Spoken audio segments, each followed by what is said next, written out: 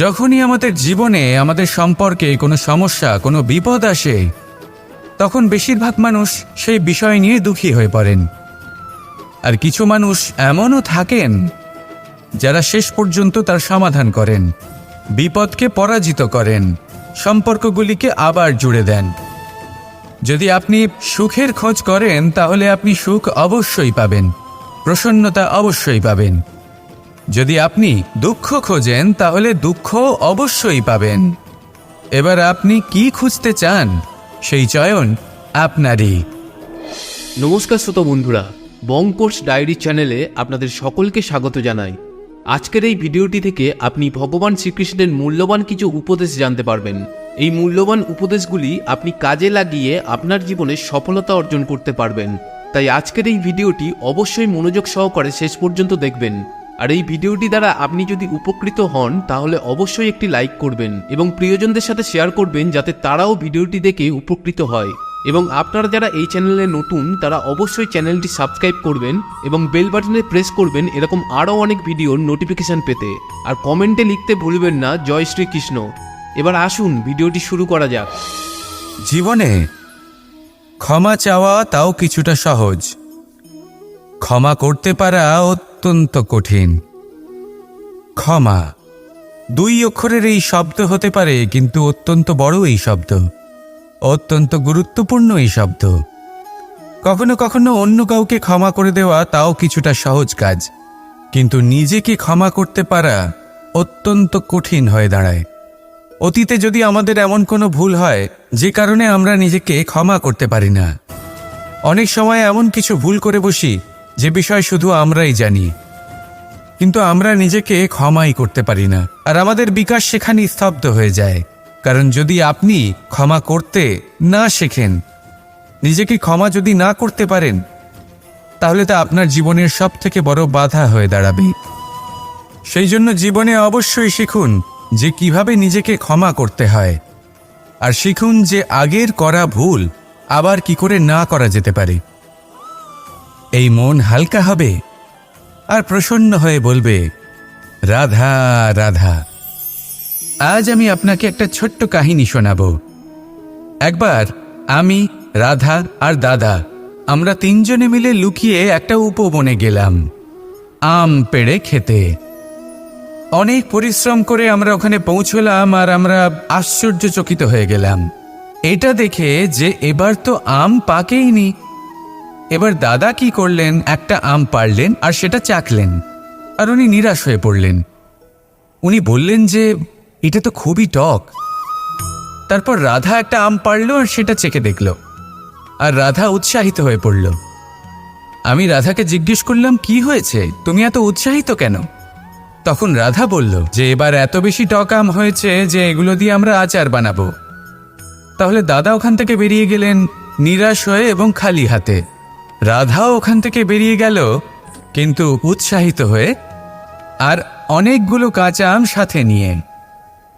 এর থেকে আমরা কি শিক্ষা পেতে পারি? যে প্রত্যেকটা স্থানে এমন কিছু রয়েছে যেখান থেকে আমরা কিছু একটা শিক্ষা লাভ করতে পারি, যা আমাদেরকে বিকাশের পথে নিয়ে যেতে পারে। এই শিক্ষা প্রত্যেক স্থানে আছে। সবকিছু আমাদের দৃষ্টিভঙ্গির উপর নির্ভর করছে। যখনই আমাদের জীবনে আমাদের সম্পর্কে কোনো সমস্যা, কোনো বিপদ আসে, তখন বেশিরভাগ মানুষ সেই বিষয় নিয়ে দুঃখী হয়ে পড়েন। আর কিছু মানুষ এমনও থাকেন যারা শেষ পর্যন্ত তার সমাধান করেন, বিপদকে পরাজিত করেন, সম্পর্কগুলিকে আবার জুড়ে দেন। যদি আপনি সুখের খোঁজ করেন তাহলে আপনি সুখ অবশ্যই পাবেন, প্রসন্নতা অবশ্যই পাবেন। যদি আপনি দুঃখ খোঁজেন তাহলে দুঃখ অবশ্যই পাবেন। এবার আপনি কি খুঁজতে চান সেই চয়ন আপনারই। আসুন আর আমার সাথে ভালোবেসে বলুন, রাধা রাধা। মুঠো হাতের শক্তি বেশি, মুঠো খুললেই তা দুর্বল।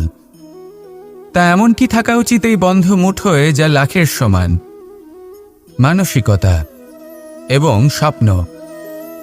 মানুষ জন্মগ্রহণ করে, তার মানসিকতা সময়ের সাথে উন্নত হয়। মানসিকতা অনুযায়ী সে স্বপ্ন দেখে, আর সেই স্বপ্ন সার্থক করতে সে পরিশ্রম করতে থাকে। কিন্তু খুব গুরুত্বপূর্ণ একটা কথা আছে যা আপনার মনে রাখা উচিত। আপনার এই মানসিকতা, আপনার এই স্বপ্ন, তা যেন আপনার নিয়ন্ত্রণে থাকে। আপনার বন্ধ মুঠোয় যেন এর লাগাম থাকে, আপনি যেন এর প্রভু হন। যদি তা হয় তবেই আপনি লাভবান হবেন। যদি এরা আপনাকে নিয়ন্ত্রণ করতে থাকে, যদি আপনার মুঠো খুলে যায়, না পথ আপনার নিয়ন্ত্রণে থাকবে, না মানসিকতা থাকবে, না স্বপ্ন নিয়ন্ত্রণে থাকবে। আর যদি তাই হয় তাহলে আপনি আপনার ভবিষ্যৎ নষ্ট করে ফেলবেন। তাই নিয়ন্ত্রণ করতে শিখুন নিজের বিচার বুদ্ধি, নিজের মানসিকতা, নিজের স্বপ্নকে। নিজের এই স্বপ্ন পূরণ করুন আর আমার সাথে ভালোবেসে বলুন, রাধা রাধা। যত শক্তিশালী এই মন, তত শক্তিশালী এই শরীরও। এই যে আমাদের শরীর, এটা আসলে কি? এ হলো একটা রথের মতো। আর একটা রথ ততক্ষণ চলতে পারবে না যতক্ষণ না তাকে কোনো সারথি চালাবে। এই মন হলো শরীরের সারথি। এবার ভাবুন, যদি এই সারথি শক্তিহীন হয়, দুর্বল হয়, তাহলে এই রথের কি হবে? এটা উচিত পথে চলতে পারবে না, উচিত গতিতে চলতে পারবে না, মন মতো স্থানে এটা পৌঁছতেও পারবে না। সেই জন্য মনের শক্তি অত্যন্ত প্রয়োজনীয়। এবার মনের শক্তি আমরা কোথা থেকে লাভ করি? দৃঢ়তার শক্তি থেকে। এবার এই শক্তি আমরা কিভাবে বাড়াতে পারি?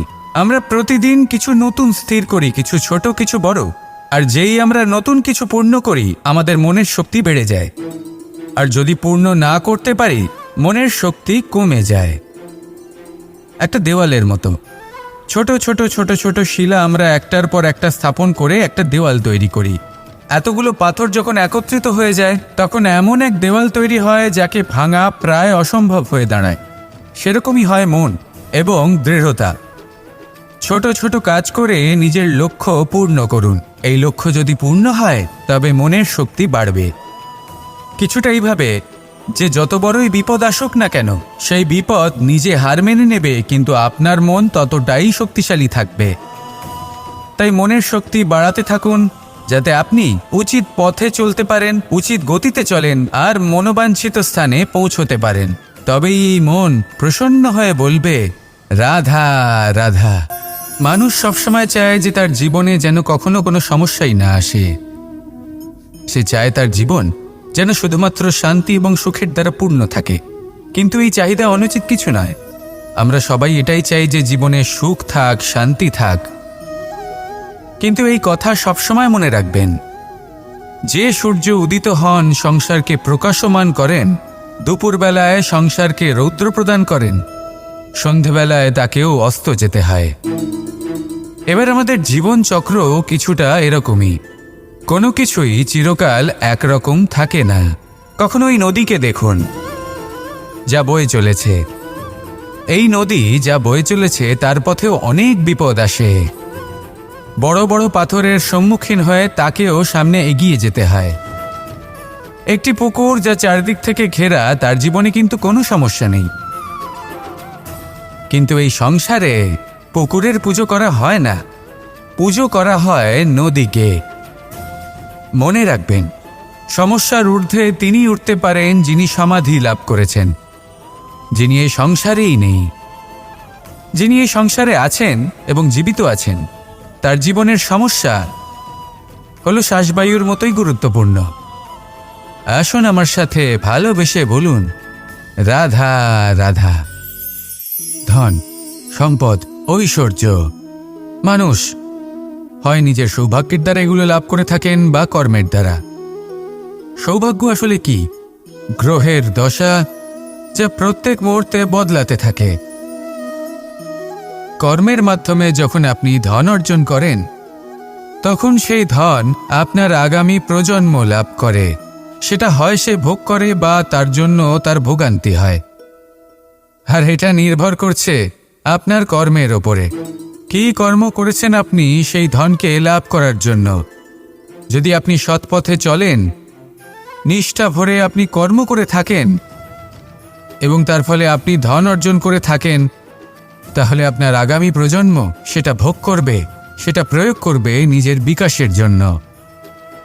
কিন্তু যদি আপনি কুকর্ম করে থাকেন, কোনো রকম ছলনা করে থাকেন এই ধন লাভ করার জন্য, তাহলে 100% আপনার আগামী প্রজন্মকে এর জন্য ভুগতেই হবে।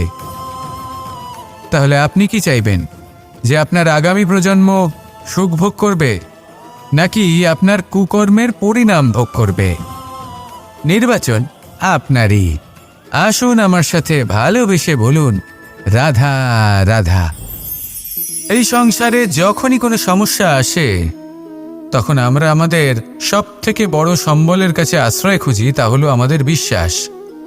এবার প্রশ্ন হলো এটাই যে এই বিশ্বাস কার উপর করা যেতে পারে? পরিবারের ওপর, বন্ধুর ওপর, নাকি তাদের ওপর বিশ্বাস করা উচিত যাদেরকে আমরা কখনো সঙ্গ দিয়েছি? দেখুন, এই সংসারে বিপদের সম্মুখীন হলে কে আপনাকে সাহায্য করবে সেটা নির্বাচন করা আপনার হাতে নেই। সেটা সেই সকল ব্যক্তির উপর নির্ভরশীল যে তারা আপনাকে সাহায্য করবে নাকি করবে না। অর্থাৎ যখনই কোনো বিপদ আসে, সর্বপ্রথম তার সম্মুখীন আমাদের নিজেকেই হতে হয়, আর তার জন্য প্রস্তুত থাকা প্রয়োজনীয়। সেই শক্তি, সেই সাহস অর্জন করা প্রয়োজনীয়। দেখুন, যখনই অন্ধকার আসে তখন সবার আগে কে আপনাকে ত্যাগ করে চলে যায়? আপনার নিজেরই ছায়া। এই অন্ধকারের সম্মুখীন হতে হয় অন্তরের প্রদীপের দ্বারা, অন্তরের আত্মা দ্বারা। তবেই আপনি অন্ধকারের ওপর জয়লাভ করতে পারবেন। সেই জন্য যে বিপদই আসুক না কেন, নিজেকে তার জন্য প্রস্তুত রাখা উচিত। সেই সাহস নিয়ে আসুন। এমন কোনো বিপদ নেই যা আপনাকে ভেঙে দিতে পারে। আসুন আমার সাথে ভালোবেসে বলুন, রাধা রাধা। লোভ আপনার অন্তরের আরও একটা শত্রু। দেখতে গেলে এটা একটা শব্দ, একটা সংস্কৃত শব্দ। লব ধাতু থেকে উৎপন্ন হয়েছে। এর অর্থ কিছু লাভ করা। কিছু লাভ করা অনুচিত নয়, আরও কিছু লাভ করাও অনুচিত নয়, কিন্তু সব থেকে বেশি আমিই লাভ করব, আমি আরও চাই, আরও বেশি চাই, আরও বেশি পেতে চাই, এটাই হলো লোভ। আর এই লোভ যখন গ্রাস করে তখন আপনি যা পেতে চান, সে ধনই হোক বা মানই হোক, তা অর্জন করার জন্য মানুষ যে কোনো স্তরে পৌঁছে যেতে পারে। যদি মানুষ ধন অর্জন করতে চান তাহলে তার জন্য তারা অধর্মের পথেও চলতে পারেন। যদি সম্মান অর্জন করতে চান তাহলে অন্য মানুষকে ছোটও করতে পারেন। শেষ পর্যন্ত আপনার এটা মনে হতে পারে যে যদি একটু অল্পই প্রাপ্ত করতাম, কিন্তু ভালোবেসে প্রাপ্ত করতাম, এই জীবন আরও অনেক বেশি সুখী হতো। লোভ আপনার জীবনে, আপনার মনে কখন যে প্রবেশ করবে সেটা আপনি জানতেও পারবেন না। তাই এটা চিনতে শিখুন আর তৎক্ষণাৎ জীবন থেকে বাইরে ফেলে দিন। যা কিছু লাভ করতে চান তা ভালোবেসে লাভ করুন, আর সেই ভালোবাসার সাথেই বলুন, রাধা রাধা রাধা রাধা। আপনারা হয়তো ভাবছেন কি আশ্চর্য ব্যাপার, প্রত্যেকবার আমি কথা শেষ হওয়ার পরে রাধা রাধা বলি। এইবার আমি আগেই বলে দিলাম। কারণটা কি? কারণ হলো অত্যন্ত বিশেষ। প্রত্যেকবার কথা সমাপ্ত হবার পরে আপনাদের সবার মধ্যে ভালোবাসা বিতরণ করতে চাই, তাই রাধা রাধা বলি। কিন্তু এইবার এই নতুন এবং বিশেষ সূত্রপাতে প্রথমে প্রেম বিতরণ করা অত্যন্ত আবশ্যক। এবার একটা বিষয় আছে যা জানেন হয়তো সকলেই, কিন্তু বুঝতে খুব কম জন পারেন। এই প্রেম, এই আনন্দ, এই সকল কিছুর সূত্রপাত হয় নিঃস্বার্থ আবেগের দ্বারা। ঠিক যেমন একজন মাতাকেই দেখে নিন। যখনই একজন মাতা সন্তানকে জন্ম দেন তখন এই সংসার ভুলে যায় যে তার জন্য এটা একটা নতুন জন্ম। কারণ একজন নারী তখন একজন মাতৃরূপে নতুনভাবে জন্ম নেন। একজন নারী স্ত্রী ও গৃহবধূ রূপে কিছু অধিকার লাভ করে থাকেন, কিন্তু তিনি যখন মা হয়ে যান তখন তিনি শুধুই দান করতে শেখেন। নিজের সন্তানের জন্য কত কিছুই না করেন, তাকে বাৎসল্যের সাগরে ভাসিয়ে নিয়ে যায়। এই সংসারে রাজকুমার জন্ম নিতেই পারেন, তাকে রাম এবং লক্ষ্মণ কিন্তু মায়েরাই বানিয়ে তোলেন। একজন গোয়ালা জন্ম নেয়, তাকে দ্বারকাধীশ একজন মাই বানিয়ে তোলে। পিতা হলেন সেই পর্বত যার একটা অংশ হলো তার সন্তান, কিন্তু মা হলেন সেই শিল্পী যিনি একটা পাথরকে খোদাই করে এমন এক মূর্তি গড়ে তোলেন যাকে সকলে পূজনীয় মনে করেন। তাহলে স্মরণ করুন সেই সকল মুহূর্ত যেগুলি আপনি নিজের মাতার সাথে অতিবাহিত করেছেন। অনুভব করতে পারবেন যে কিভাবে এক মুহূর্তেই এই মন প্রফুল্ল হয়ে ওঠে। এবারের কারণ কি? এর কারণ হলো এই জীবনের আসল দ্বারই হলো মমতা।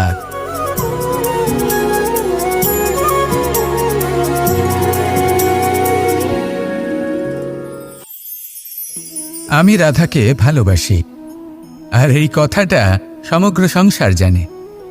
আর সময় অন্তরে লীলার দ্বারা, বিভিন্ন ঘটনা দ্বারা, কর্মের দ্বারা আমি নিজের এই ভালোবাসা রাধার সামনে প্রকাশ করি। এবার আপনি বলবেন, এসবের কি প্রয়োজন? রাধা কি এই কথা জানে না যে কৃষ্ণ তাকে কতটা ভালোবাসে? অবশ্যই জানে, কিন্তু এই যে ভালোবাসা, তা মনে রেখে দেওয়ার জন্য নয়, তা প্রকাশ করার জন্য। আর বারংবার এই ভালোবাসাকে প্রকাশ করা উচিত, উচিত সময় এবং উচিত সুযোগ দেখে। কিরকম? এবার যদি আপনি প্রেমীর সাথে কোনো উৎসবে থাকেন, তাহলে তার সাথে নৃত্য সঙ্গীত করুন। যদি ভিড়ের মাঝে থাকেন, তখন প্রেমীকে সম্মান করুন, একান্তে প্রসাধন করুন। দুঃখের সময় তার হাত ধরে থাকুন, সুখের সময় আলিঙ্গন করে রাখুন। এই প্রেম যত প্রকাশ করবেন, ততই এই প্রেমের বৃদ্ধি হবে। এই প্রেম আরও বেশি গভীর হবে, অটুট হবে। তাই এই প্রেমকে মনে নয়, আপনার জীবনে স্থান দিন। মন খুলে প্রকাশ করুন, আর আমার সাথে ভালোবেসে বলুন, রাধা রাধা। আমার কাছে যশোদা মা যেমন, আমার কাছে দেবকী মা যেমন, আমার কাছে ঠিক তেমনই হলেন গোমাতা। এবার ভেবে দেখার বিষয় হলো এটা, যে এই সংসারে অসংখ্য প্রাণী আছে। একজন গাইকে একজন মায়ের মর্যাদা কেন দেওয়া হয়? তাহলে এর অনেকগুলো কারণ আছে। এই গাই অর্থাৎ গোমাতা, এনারা হলেন অত্যন্ত শান্ত, শান্তিপ্রিয়, কখনো কারোর কোনো ক্ষতি করতেই পারেন না। গোমাতা যে দুধ নিজের বাছুরকে পান করান, সেই দুধই আমাদেরও দেন। সেই দুধ পান করে আমরা শক্তি লাভ করি। এই দুধ থেকে আমরা মাখন, ঘি, পায়েস, এইসব সুস্বাদু খাবার লাভ করি। গোমাতার গোবর আমাদের জ্বালানি হিসেবে সাহায্য করে, যার ফলে খুব কম সংখ্যক কাঠ ব্যবহার করা যায় এবং বেশিরভাগ জঙ্গল সুরক্ষিত থাকে। গোমাতার গোমূত্র, সেটাও আমাদের কাছে লাভজনক। এর দ্বারা আমরা অনেক রোগ থেকে মুক্তি লাভ করতে পারি।